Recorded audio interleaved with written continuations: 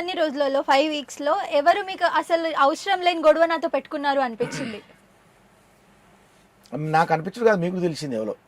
Normal Priyanka అనుకున్నా, ప్రియాంక, శోభ వాళ్ళు కొంచెం అంటే వాళ్ళు ఎక్స్ట్రా బాగా అగ్రెసివ్గా ఉన్నారు అందులో. ఉంటే నాకు నవ్వు వచ్చింది. అంటే నేను చెప్పినా కదా, కోపం, నాకు వాళ్ళ కోపం వస్తే నాకు పాపం అనిపిస్తుంది అని. అత్యంత కోపం పడ్డా కూడా నేను కూడా బయట కూడా అంతే, ఎవరైనా కోపపడతా అంటే చూసి నవ్వుతా అంటాను నేను అంతే. ఎందుకు నవ్వుతానో రాని వానికి ఇంకా కోపం ఎక్కువ అవుతుంది. దాని తర్వాత లాస్ట్ చెప్తా, మీ ఆరోగ్యం పాడై ఉంటుంది, చూసుకొని టెస్ట్ చెక్ చేయించుకోండి అని చెప్తా. కోపం వల్ల ఏమైందంటే ఆర్గానిక్స్ పాడైతాయి. నేను అదే చెప్తా, ఏం రాదల్లా. మనకు అక్కడ పద్ధతి ఏందో ఆ పద్ధతి ప్రకారం ఆట ఆడుకుంటూ పోవాలి.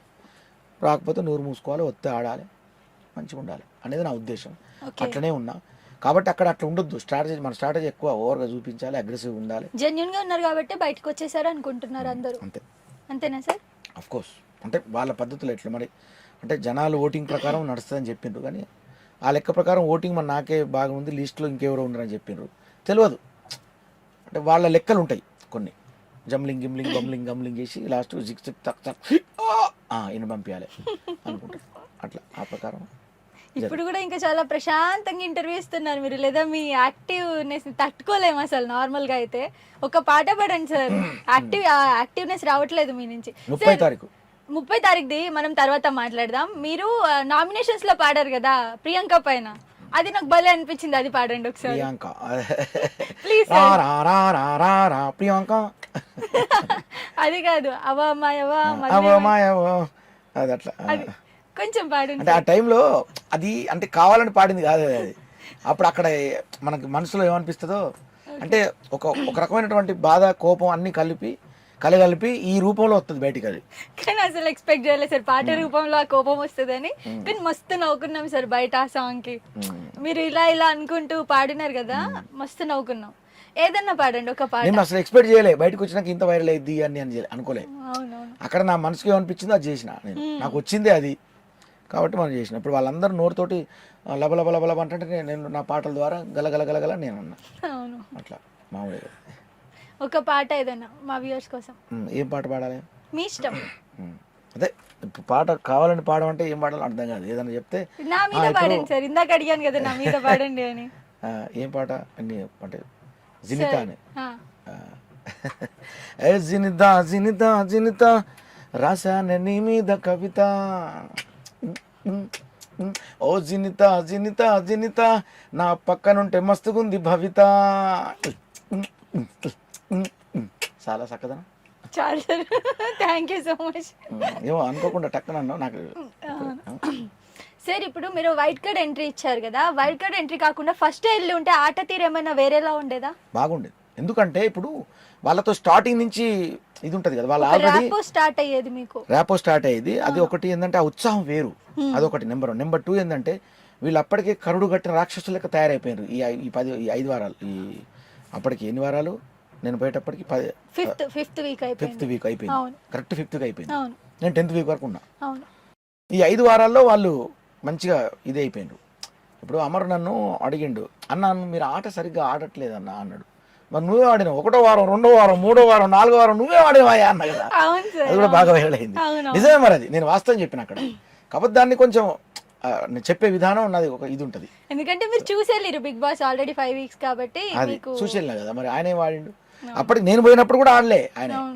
అంతా ఈ అంటే అంటే డిఫెండ్ చేసేటప్పుడు కొంచెం బాగా ఓవర్ అగ్రెసివ్ చేయడం, అట్లా అట్లా అట్లా అట్లా స్ట్రాటజీని పెంచుకోవడం, అంతే తప్ప ఏం లేదు. అంటే నేను అతన్ని విమర్శించట్లేదు.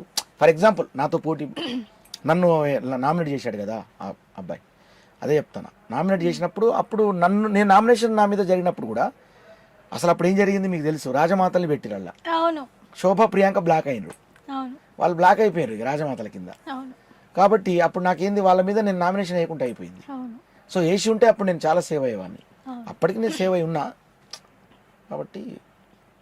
అసలు మీరు 5th వీక్లో మీరు 5 వీక్స్ ఉండి వచ్చేసినా కానీ తెగ ఏమంత అనిపించలేదు సార్, ఎందుకంటే మీరు ఉన్న రోజుల్లో ది బెస్ట్ ఇచ్చినారని అనిపించింది మాకు. అండ్ బయటకు వచ్చినాక మీ లైఫ్ ఎలా ఉంది సార్? ఏమన్నా బిగ్ బాస్ కి సంబంధించి బయట ఫ్యాన్ క్రేజ్ ఇంకా పెరిగిందా? 600 తేడా అంతేనా? నేను 6లో వెళ్ళా, 100 అయింది నా జీవితం. అవునా? అంటే 5 వీక్స్ కి జస్ట్. అదే మీరు 105 డేస్ ఉండుంటే ఎలా ఉండేది? నాకు అంటే నేను అందరూ నన్ను గుర్తుపట్టడం లేకపోతే నా ఇది కాకుండా ఇంత అభిమానం పెంచుకున్నారా అని షాక్ అయినా. గుర్తుపట్టడం ఒక ఎత్తు, ప్రతి ఒక్కరికి నేను పరిచయం అయినా, మన తెలుగు వాళ్ళకు అందరికి కూడా నేను పరిచయం అయినా. కానీ అది ఎలా అయినా పరిచయం అంటే గుండెల్లో ఇట్లా నన్ను దాచుకున్నారు వాళ్ళు. అంత బాగా ఇది చేయడం అనేది. అప్పటికి నాగార్జున గారు నేను ఎలిమినేషన్ రోజు స్టేజ్ మీద ఆయన ఆ ఏవి చూయించిన రోజు ఒకటే మాట అన్నారు. అంటే నేను చెప్పిన మరి బాధగా ఉందా అన్నప్పుడు, అంటే లేదు సార్ నేను కొన్ని చెప్పాను ఆయనకి. సార్ బిగ్ బాస్లో మీరు నాకు వెంకటేశ్వర స్వామి అయితే మీరు నాకు అన్నమయ్య, నేను అన్నమయ్య చేసింది సార్, నన్ను మీరు వెంకటేశ్వర స్వామి అయి నన్ను అన్నమయ్యం చేసిరా అని చెప్పిన. అంటే ఆయన అన్నారు, ఓలే నీ టాలెంట్ తోటి నువ్వు వచ్చావు, ఒకసారి బయటికి పోయి చూసుకో నీ పరిస్థితి అన్నారు ఆయన. నేను అనుకున్నా, అంటే వాళ్ళు మహానుభావులు ఊరికే అనరు, ఏదో వేగంగా మాట్లాడరు. వాళ్ళు మాట్లాడారంటే అది తూటలాగా ఉంటుంది, అంత ఫ్రాంప్ట్ ఉంటుంది లెక్క వాళ్ళది. నిజం అది. వాళ్ళు వీకెండ్లో వచ్చినప్పుడు కూడా కరెక్ట్గా చెప్తారు ప్రతిదీ కూడా. మనకి ఇండైరెక్ట్గా ఆడియన్ మనసులో ఉన్నటువంటి భావాల్ని ఇక్కడ మన గురించి బయట ప్రపంచంలో ఏమనుకుంటారు ఇండైరెక్ట్గా అని తెలియజేస్తా అంటారు మనకి. బట్ అది కనుక కరెక్ట్ నాకు అంత అనుభవం కూడా లేదు అసలు. అది కనుక ఫాలో అయితే భలే ఉంటుంది అసలు, అర్థం చేసుకుంటే. అసలు కరెక్ట్గా ఆయన అర్థం చేసుకుంటే అసలు టాప్ 5లో ఉండొచ్చు ఈజీగా అట్లా. కానీ ఏంటంటే టాప్ 5కి రావాలంటే కంపల్సరీ ఒక రకమైన స్ట్రాటజీ, ఒక రకమైనటువంటి అగ్రెసివ్ అన్నీ కలిగి ఉండాలి, ఎదిరించే ఇది ఉండాలి. అబ్బో నేనంటే అంతగా నేను నా కళను, అంటే నా మనస్తత్వాన్ని, నా కళను, నా నిజమైనటువంటి భావుకతను నేను పక్కన పెట్టి నేను పోరాడలేను, నా వల్ల కాదు. ఇప్పుడు నేను అనొచ్చు, ఇప్పుడు యాక్టింగ్ చేయమంటే చేస్తా, ఒక అగ్రెసివ్ యాక్టింగ్ చేయమంటే చేయగలుగుతాం కదా, ఇష్టం ఉన్నట్టు ఎంత ఒర్రాలంటే అంత ఒర్రగలుగుతాం, యాక్షన్ అంటే అది వేరు. కానీ మన అక్కడ రియాలిటీ కదా, అది రియాలిటీ షో కదా, అక్కడ మనకు ఎలా అనిపించిందో అలా వ్యక్తపరచాలి. అంతవరకే అనిపించింది నాకు, అంతకంటే ఎక్కువ అనిపించాలి. ఇంకా ఇప్పుడు వాళ్ళ కోపం వస్తుంది, ఉద్రేకం వస్తుంది, లేస్తారు ఏ అంటారు వాళ్ళు. అట్లా వాళ్ళు అట్లా అంటున్నప్పుడు నేను కూడా ఏ అనొచ్చు, నేను కూడా ఏ అనొచ్చు. అది ఎంతసేపు అది కాదు కదా నా లైఫ్. వాళ్ళు ఏ అంటే నేను అంటాను మరి. అదే ఇప్పుడు అమర అబ్బాయి ఉన్నాడు అంటే నేను అతను బ్యాడ్ చెప్పట్లే, సరదా కోసం చెప్తాను. ఇప్పుడు ఒక చిన్న బంతి ఇట్లా పైకి ఇట్లా కొట్టాలి, బాల్ని ఇట్లా కొట్టాలి, జస్ట్ ఇట్లా కొట్టి ఆ బాల్ ఇట్లా వేయాలి, ఇట్లానే ఆ బాల్ ఇట్లా ఆ బాల్ కూడా అంటాడు. ఆ బాల్ని ఇట్లా అనడానికి కూడా అనాలా కర్లేదు. అది మీ స్టైల్లో అయితే? నా స్టైల్లో అంటే ఆ బాల్ ఆట నాకు ఏమైందంటే స్టార్టింగ్ లో ఈ ఆడపిల్లలు వచ్చారు అప్పటికి, నయని, మన పూజ, ఆ తర్వాత అశ్విన్, వీళ్ళంతా ఉన్నారు కదా. వీళ్ళు అప్పుడు ఎప్పుడైతే ఆ ఆట ఆ గ్రౌండ్లోకి అడుగు పెట్టినామో, ఆటలోకి అడుగు పెట్టంగానే అప్పుడు మా గ్రూపులు ఉంటాయి, 2 గ్రూపులు చేస్తారు. చేసినప్పుడు ఎవరు వెళ్ళాలి, ముందు ఎవరు వెళ్ళాలి అనేది ఉంటుంది. అంటే వాళ్ళు ముగ్గురు లేడీస్ వాళ్ళు నేను వెళ్తా అనేది. అప్పుడు నేను ఆగండి నేను వెళ్తా కదా అనొచ్చు. నాకు అట్లా నచ్చదు, మీరు వెళ్తారా వెళ్ళండి అలా పంపించేది నేను.